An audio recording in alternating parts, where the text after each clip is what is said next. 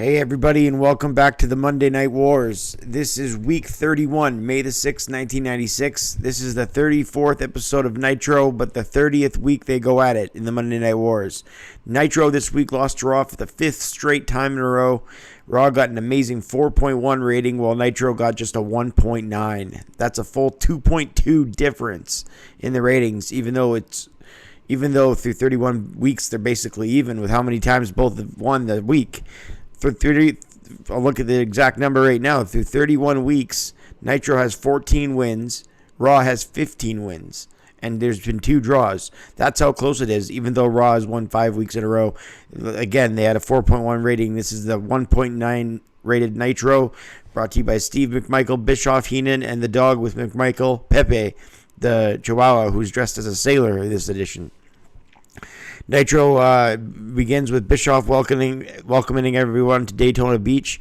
Bischoff talking about being live Monday Nitro from Daytona Beach, Florida. Hugh Morris took on the Macho Man Randy Savage. It was an irregular rating of 1.9, but the Outsiders were almost on the way to WCW, and the ratings would soon get above 3.0 on a regular basis when the NWO started to come. That became a regular thing. As soon as the New World Order arrived, the ratings go at least up by a point and then stay that way. They always go above 3.2, 3.3, like while the NWO is rising, and then it only goes up from there. So these are the last few weeks where Nitro's in the 1s or the 2s. You never see them below the 3.3 pretty soon here. Scott Hall is going to be coming any week now. Hugh Morris jumped in the entrance aisle as he jumped the Macho Man Randy Savage. Savage was nuts at the time, more than usual. And he asked he right the face of Morris in this match. He gouged the eyes as the fans cheered. Macho Man strangled him with his jacket. At 5 minutes, he won by disqualification after Savage wouldn't stop gouging at his eyes. This was just too much to put over how much crazy Savage was at the time. How Ric Flair is getting the best of his brains. He's getting the best of his temper. He's got his old woman. He's got the title. He's got the money. He's got the limousines, the jets. He's got everything. And Savage has got nothing but a red face and a red chest from all the beatings. And red marks around his hands from being handcuffed. So the rating doesn't matter for this match. It's a 3/4 of a star, but it's all about Savage being a nutcase. He came off with the elbow drop a couple times. The place went crazy. I can see why the fans would have turned out because the bells didn't stop ringing after the match when Savage was beating on Hugh Morris. The bell rang for at least 4 minutes, I want to say. Ding ding ding ding ding ding ding ding ding ding ding ding ding ding ding ding ding ding. Nitro can get pretty bad with that, but the guy had to have been doing it to annoy on purpose. It was at least 3 minutes. Even when Savage was standing around with the security and everything, the bell would ring non-stop. It didn't even matter what the action was. It was redundant and so contrived and just such bullshit.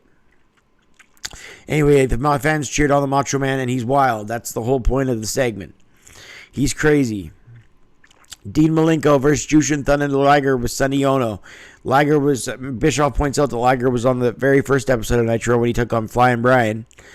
Pillman, of course, still injured at home with that car accident, and he got in. Dean Malenko took on Liger here. Malenko and Liger go to tie up. Malenko with a side headlock, take down the head scissors, escape by Liger. A drop toe hold into a front face lock into an armbar, then a hammer lock by Malenko. And then he kips up after Liger gets out of that and hits a front flip, and then they both kip up again. And then a snapmare by Malenko by the ropes, a somersault, and then an enziguri by Liger. All these flips and leapfrogs are going by so quick. During the match, Flair comes to the stage with his woman. Liger in the match hit a somersault senton in a split screen. Liger with a standing suplex to Dean, and he kicks out. An abdominal stretch into a backslide by Malenko. Then they go to a commercial. Flair, Liz, and woman are drinking champagne at a table on the Macho Man's tab. So they're drinking and they're spending Macho Man's money. So that's what's driving Savage crazy as well. Flair is getting the best of him. Liger and Malenko in the ring putting on a clinic. A drop kick by the man of 1,000 holds, Dean Malenko. Then Liger hit a snapmare and then a leg lock by Malenko, trying to ground Jushin Liger with a figure 4 variation.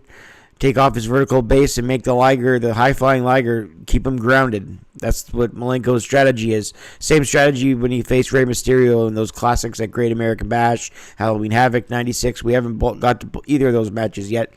Can't wait to do so. Malenko looking for a half grab. Rolled up inside cradle, then Liger with a jump back elbow off the ropes. The moves are so quick, it's impossible to stick up to the moves. But Liger's on the top turnbuckle, comes off with a crossbody to Malenko on the outside to the floor. Back in, Malenko holds the tights, roll-up attempts, back and forth. Liger chop Malenko. Dean hits a gut buster from the very top rope, which is really impressive. Malenko then picked him up and put him in an inside cradle, but then Liger with a standing switch, another go-behind powerbomb. Malenko then he pins Liger. Malenko wins at 850 after a bridge with the powerbomb. Awesome match. I rated it 3 stars and a quarter. Definitely a great match. Flair cuts his usual bright lights, big cities, all the women, and talks a bunch of smack from his table with drinking champagne with women and Miss Elizabeth. Then we had Sting versus Lord Steven Regal, who had Jeeves in his corner. One of the best parts of the NWO coming up is the booking of Sting. And it's an amazing, underrated part of the WCW doing so well is how they booked the Crow Sting. So this is the last few months we get a Surfer Sting. So it's interesting to watch. Sting in purple with yellow boots but purple face paint.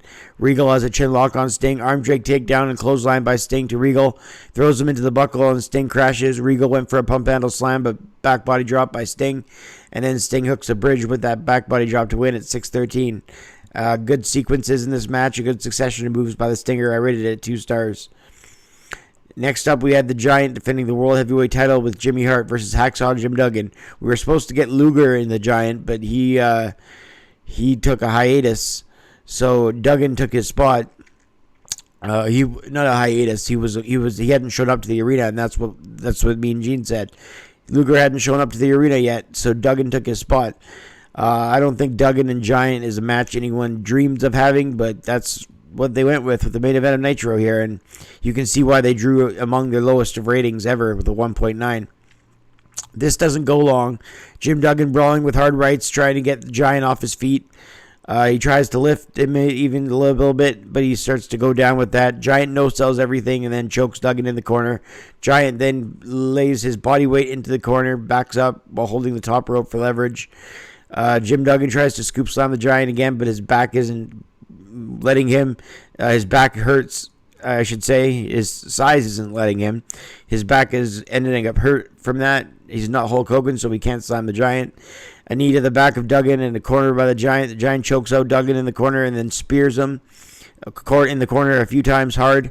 Jim Duggan choked out with a boot. Duggan goes for the wrist tape shot, but the one he beat Mang with when he taped his wrists, but the Giant got a choke slam on Duggan instead and get the victory at 3:16. This is the Giant's first title defense since re-winning the title, and he wins at 3:16. I rated it 3/4 of a star. The show ends with the Giant choke slamming Duggan. Giant choke slams anyone who enters the ring. Alex Wright comes out. He gets choke slammed. Flair with a chair and a tuxedo and smacks a wooden chair over the Giant. Sting then comes from behind, and Sting then takes the Giant off his vertical base. Sting wrestled down the Giant. Sting lets go of the right hand, and Sting with a number of shots. Then off the ropes, a double axe handle, and Sting takes the Giant off. He locks on the Scorpion Deathlock to the Giant. Sting has to work hard to get the Giant over the Scorpion Deathlock, so he asks for the fan support. And then Sting has the Giant in the Scorpion Deathlock, and Jimmy Hart comes out with the megaphone and hits Sting in the head. Sting goes to hit on Jimmy Hart, but then Luger comes with a briefcase. Luger is here. Mean Gene tries to talk, the mic doesn't work, and Sting says, "Where the hell have you been, Luger?" And remember, they're best friends here, so Sting's saying, "What the hell's going on?" Sting says 2 weeks in a row he's missed the opportunity, and him and Luger have problems. Mean Gene says, "We're out of time." So this is a cliffhanger, I guess. Mean Gene said they were out of time, so we didn't get the end of the Sting-Luger question of what the hell's going on between the two. Hopefully they would settle their differences. I believe they do, because they got to be on that same team when they do the Hostile Takeover versus the NWO. Whenever they come, it'll be soon. This was May the 6th, I believe, so they'll be coming in one of these episodes of May. Scott Hall makes his debut very, very soon. This Nitro drew a 1.9 and quality rating rise. I gave it a 5.5 out of 10. Outside of Liger and Malenko, there wasn't much there. So that's this Nitro. We'll have to see you on the next one. Thanks for watching, everybody. Don't forget to hit like and subscribe to my channel. I'm Brett Mix, and I'm out.